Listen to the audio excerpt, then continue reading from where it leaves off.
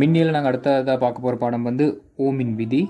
இப்போ ஓமின் விதின்றது வந்து மின்னழுத்த வேறுபாடு, மின்னோட்டம், அதோட தடை, அந்த மூன்றையும் இணைக்கிற ஒரு சமன்பாடை எங்களுக்கு அறிவித்தான் இந்த ஓமின் விதின்றது. முதலாவது நான் எழுதியிருக்கிறேன் ஓமின் விதினா என்னன்றது. அப்போ இந்த வரைவிலக்கில் உங்களுக்கு தெரிஞ்சிருக்கணும். இப்போ ஓமின் விதின்னு என்னன்னா, வெப்பநிலை மற்றும் ஏனைய பௌதிக இயல்புகள் மாறாது விடத்து.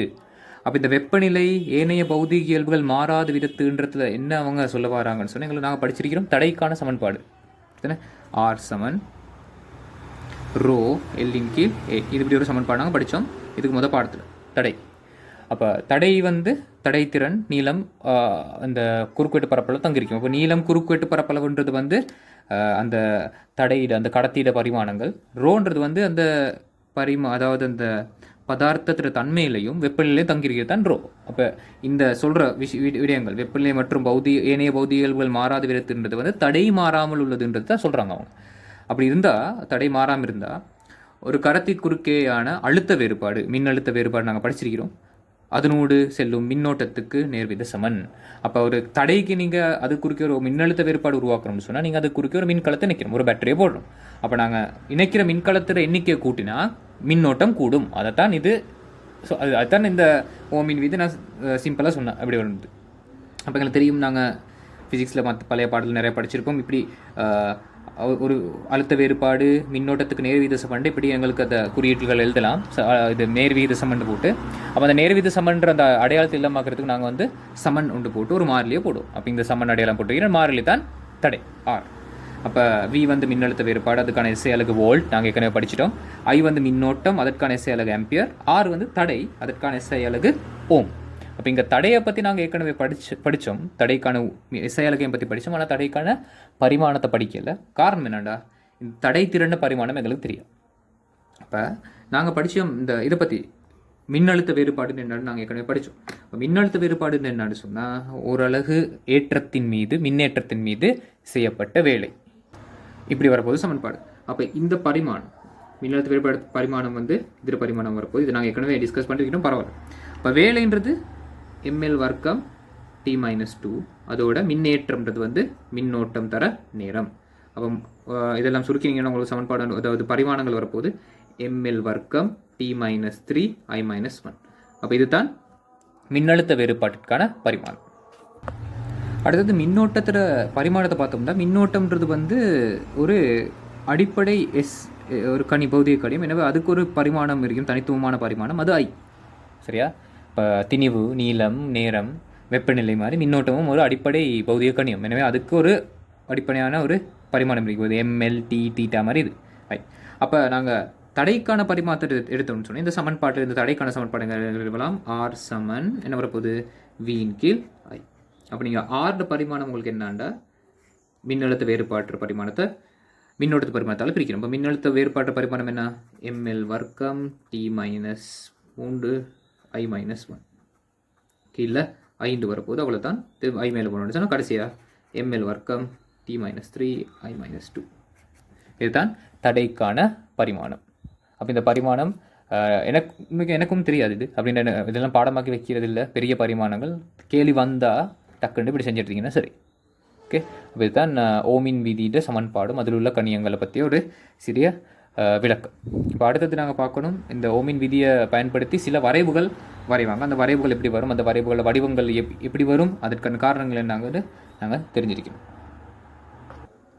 முதலாவது பார்ப்போம் நாங்கள் வி எதிர் ஐ வரைவு, அதாவது மின்னழுத்த வேறுபாடு எதிர் நேர வரைவு. அதை எடுத்தீங்கன்னு சொன்னால் சமன்பாடு எழுதினோம்னா வி சமன் ஐஆர். இதில் இந்த சமன்பாடை நான் கொஞ்சம் மாற்றி எழுதுகிறேன். வி சமன் R5 என்ற எங்களுக்கு வி வந்து y அச்சிலையும் ஐ வந்து எக்ஸ் அச்சில் தானே வரணும், வி எதிர் ஐன்னு சொன்னால். அப்போ இதில் பார்த்தீங்கன்னா உங்களுக்கு விளங்குது, இது வந்து y சமன் mxன்ற வடிவத்தை தான் இருக்குது. y சமன் mx. இதில் yன்றது வந்து v, y அச்சில் வியும் எக்ஸ் அச்சில் ஐயும், இந்த ஆர்ன்றது படித்திறனாக வரப்போகுது. அப்போ இந்த ஆர், அதாவது தடை தான் எங்களோட படித்திறன்.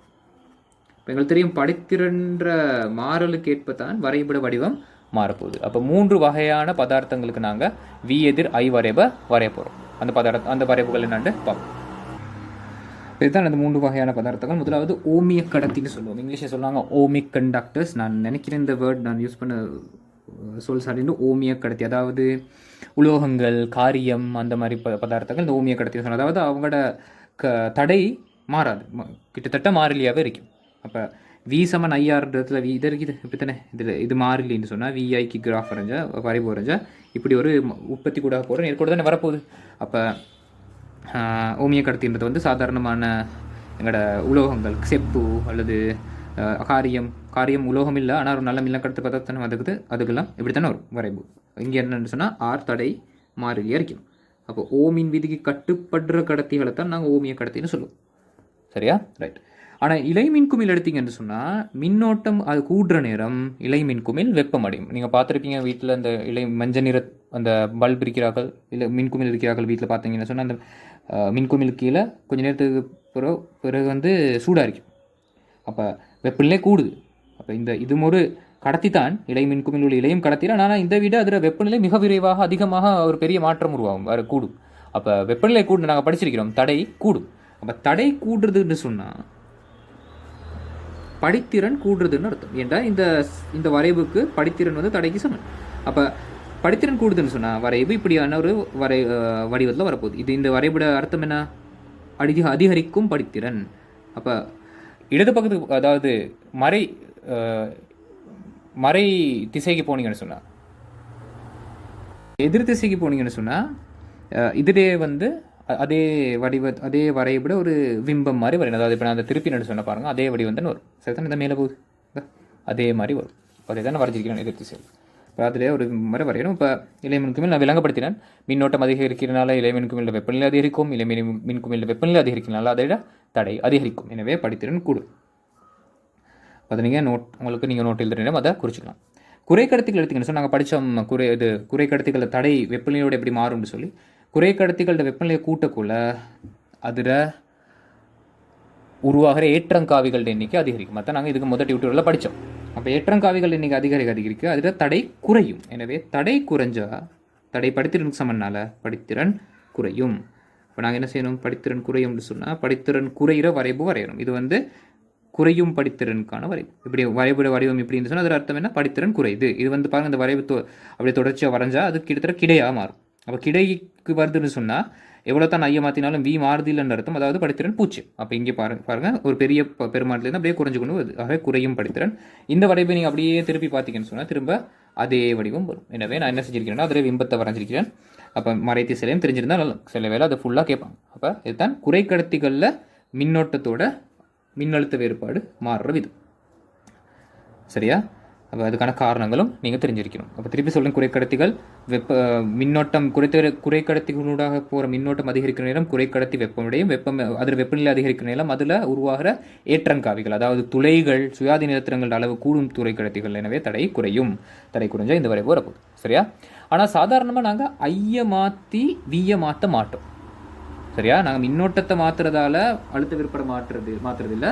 அழுத்த வேறுபாட்டை மாற்றி தான் மின்னோட்டத்தை மாற்றுவோம் நாங்கள் சாதாரணம். அதாவது அழுத்த வேறுபாடு எப்படி நாங்கள் பயன்படுத்துகிற மின் கலங்கள் எண்ணிக்கையை மாற்றினா மின்னோட்டம் மாறும் தானே, அதான் அழுத்த வேறுபாட்டை மாற்றி மின்னோட்டத்தை மாற்றுறது சொல்கிறேன். அப்போ சில வேளை இந்த வரைவும் வரலாம், ஐ எதிர் வி வரைவும் வரலாம்.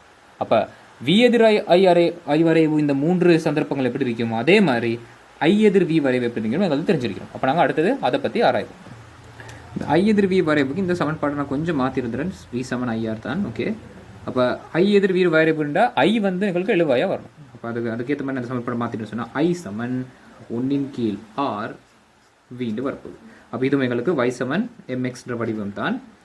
இப்போ வந்து மின்னோட்டம் y அச்சிலையும் வோல்ட் அளவு x அச்சிலையும் படித்திறன் 1/r வரப்போகுது.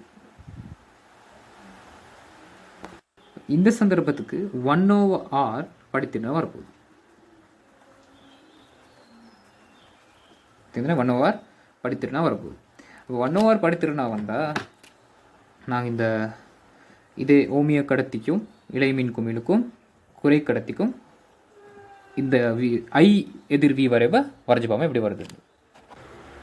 முதல்ல ஓமிய கடத்தி எடுத்தோம்னு சொன்னால் இப்போ நான் படித்திறனுக்கு எம்ன்ற குறியீடை பயன்படுத்துகிறேன். எம் சமன் 1/r தானே. அப்போ இங்கே படித்திறன் எடுத்தோம்னு சொன்னால் எங்களுக்கு தெரியும் தடை மாறிலின்னு சொன்னால் படித்திறனும் மாறிலியே வரப்போகுது. என்ன இந்த 1 இலக்கமும் இந்த 6 மாறிலிகள். அப்போ இது எம்மும் மாறிலியே வரப்போகுது. திரும்பவும் உற்பத்தி கூட செல்கிற ஒரு நேர்கோடு வரப்போகுது எங்களுக்கு. ஏன்னா படித்திறன் மாறலினால. ஆனால் இங்கே எடுத்தோம்னு சொன்னால் எங்களுக்கு தெரியும் படித்திறன் சமன் ஒன்றின் கீழ் ஆர். அப்போ எங்களுக்கு தெரியும் இந்த இளைய மின்குமிழுக்கு மின்னோட்டம் அல்லது அது வோல்ட் அளவு கூடுற நேரம் அதில் தடை கூட போகுது. அப்போ தடை கூடின்னு சொன்னால் படித்திறன் குறைய போகுது.